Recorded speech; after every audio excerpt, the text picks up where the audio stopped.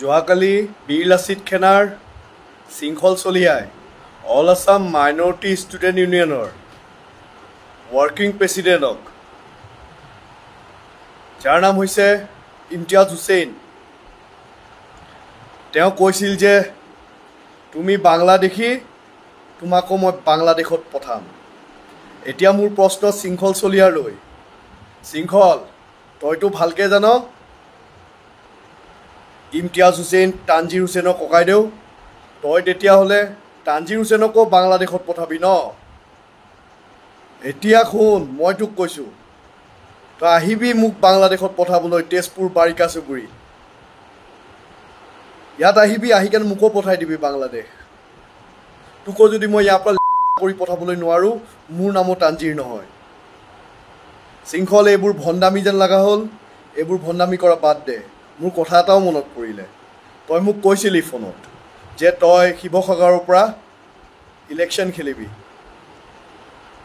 এতিয়াতো মোৰ সন্দেহ হ'ল 100% তই কোনোবা এটা ৰাজনৈতিক দলৰ লগত কিবা বুজাবুজি কৰি আছ বুলি।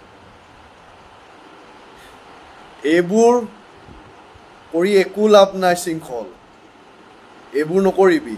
আৰু তই যে এইবোৰ যে এনেকৈ হাত দেখাই দেখাই একদম ধম দি আছ, এইবোৰ চবৰ লগত নকৰিবি। তোক মানুহে ভয় নাখায় শৃংখল, তোক মানুহে হাঁহে, কিয় জান? তোক এইটো ভণ্ড যেন লগা হ'ল, ভণ্ড। যোৱাকালি বীৰ লাচিত সেনাৰ শৃংখল চলিয়াই অল আছাম মাইনৰিটি ষ্টুডেণ্ট ইউনিয়নৰ ৱৰ্কিং প্ৰেচিডেণ্টক, যাৰ নাম হৈছে ইমতিয়াজ হুছেইন, তেওঁ কৈছিল যে তুমি বাংলাদেশী, তোমাকো মই বাংলাদেশত পঠাম। এতিয়া মোৰ প্ৰশ্ন শৃংখল চলিয়ালৈ, শৃংখল তইতো ভালকৈ জান ইমতিয়াজ হুছেইন তানজিৰ হুছেইনৰ ককাইদেউ, তই তেতিয়াহ'লে তানজিৰ হুছেইনকো বাংলাদেশত পঠাবি ন? এতিয়া শুন, মই তোক কৈছোঁ, তই আহিবি মোক বাংলাদেশত পঠাবলৈ। তেজপুৰ বাৰিকা চুবুৰী ইয়াত আহিবি, আহি কেনে মোকো পঠাই দিবি বাংলাদেশ।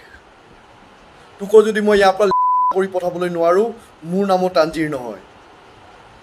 শৃংখল এইবোৰ ভণ্ডামি যেন লগা হ'ল, এইবোৰ ভণ্ডামি কৰা বাদ দে। মোৰ কথা এটাও মনত পৰিলে, তই মোক কৈছিলি ফোনত যে তই শিৱসাগৰৰ পৰা ইলেকশ্যন খেলিবি।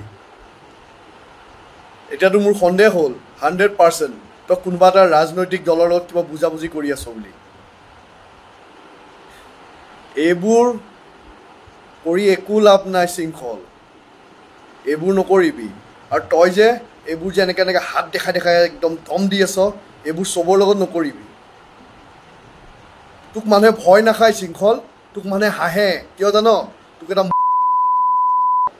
এইটো ভণ্ড যেন লগা হ'ল, ভণ্ড।